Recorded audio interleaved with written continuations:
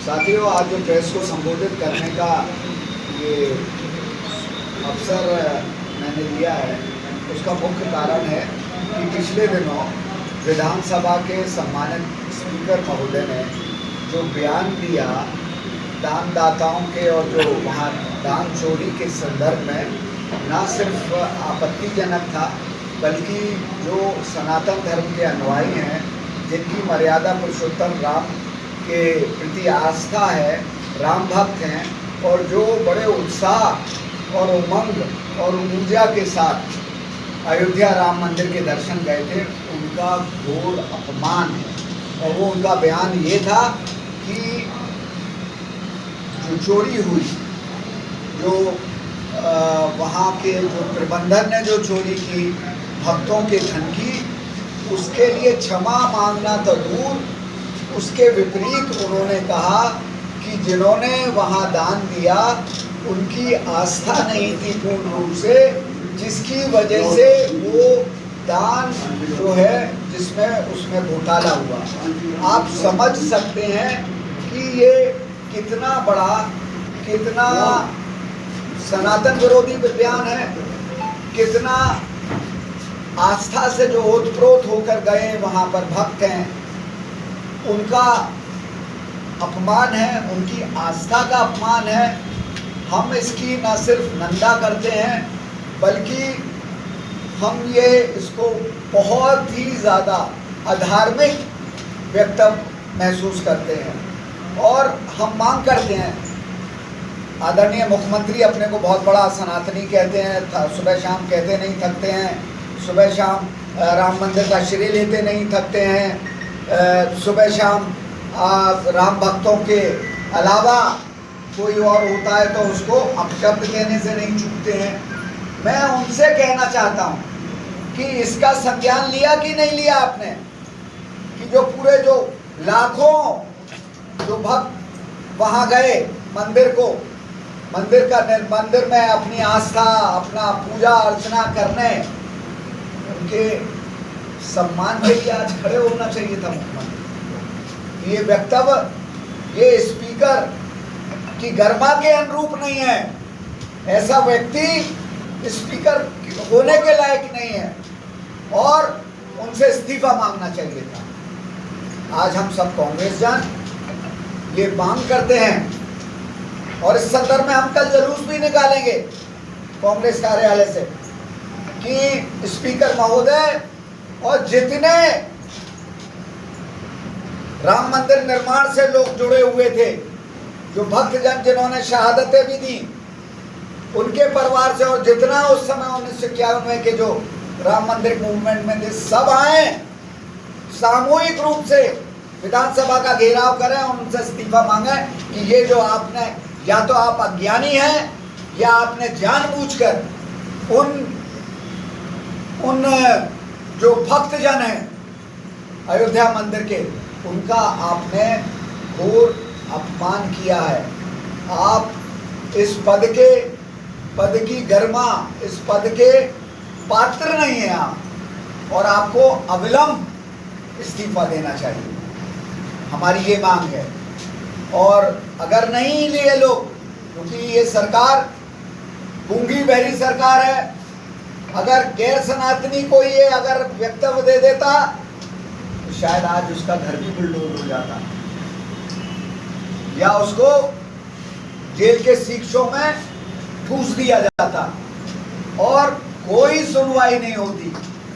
आज कोई नहीं इसकी सुनवाई। आज ना तो आदरणीय गृह मंत्री, ना आदरणीय प्रधानमंत्री, ना आदरणीय मुख्यमंत्री इसका संज्ञान ले रहे हैं।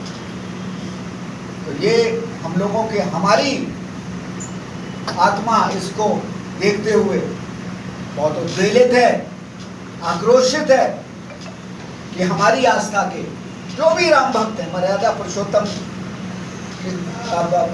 महर्षि वाल्मीकि जी ने कहा है कि वो मूर्तिमान धर्म है राम, मर्यादा पुरुषोत्तम, रामो विग्रहवान धर्म है।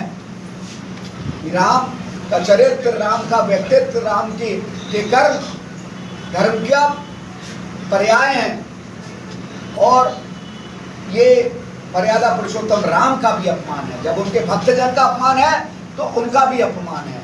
तो ऐसा व्यक्ति ना तो सनातन धर्म का न्यायी हो सकता है, ना उसकी मर्यादा पुरुषोत्तम राम में आस्था हो सकती है। तो हमारा इतना सा है, इसको लेकर कल हम लोग जुलूस निकालेंगे और मांग करेंगे कि इनका इस्तीफा लिया जाए। दूसरी बात मैं ये कहना चाहता हूँ कि सोशल एक्टिविस्ट सोनम वांगचुक जिस तरीके से एक अहिंसात्मक ढंग से, शांतिपूर्ण ढंग से एक मौन उपवास रखे हुए हैं, मुद्दा क्या है? जो राहुल गांधी जिसको लेके अनवरत रूप से चल रहे हैं, एक कोने से दूसरे कोने में जा रहे हैं। आज कल उन्होंने देहरादून में संबोधित किया, उससे पहले कोटा किया और उसके पश्चात अब प्रयागराज में भी आएंगे। जिन बच्चों का के भविष्य खिलवाड़ हो रहा है, क्या कारण है कि दो बार पेपर लीक हो जाता है और मानव संसाधन मंत्री का इस्तीफा नहीं लिया जाता।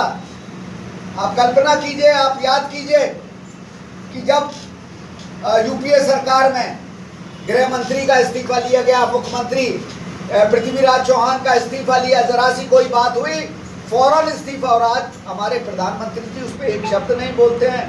तो आज और दूसरे सोनम वांगचुक एक मुद्दा, मानव संसाधन मंत्री क्या लोगों के, युवाओं की आकांक्षाएं और भावनाओं से बड़ा हो गया? जो करोड़ों युवा आज इस बात को लेकर प्रतिरोध में खड़े हुए हैं, आज इस बात को लेकर मांग कर रहे हैं, उनके भविष्य के साथ खिलवाड़ किया गया है।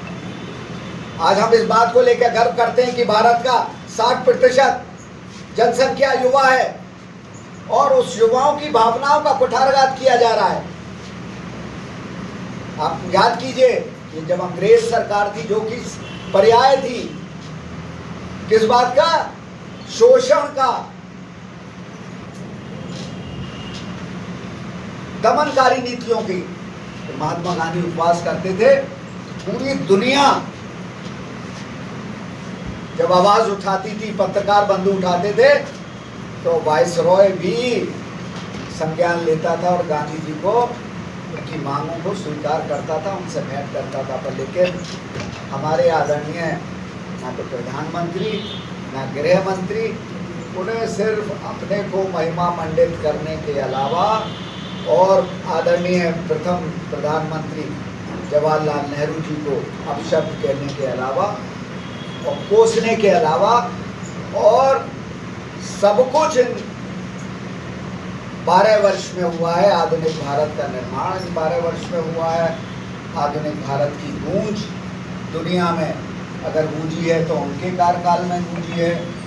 और जो चाहे वो आर्थिक व्यवस्था हो, उन्होंने युवाओं के भविष्य का निर्माण किया है। तो यही मैं आज आप लोगों से कहना चाहता हूँ। और प्रेस एक बहुत बड़ा माध्यम होती है, इलेक्ट्रॉनिक मीडिया आज की तारीख में बहुत बड़ा माध्यम है।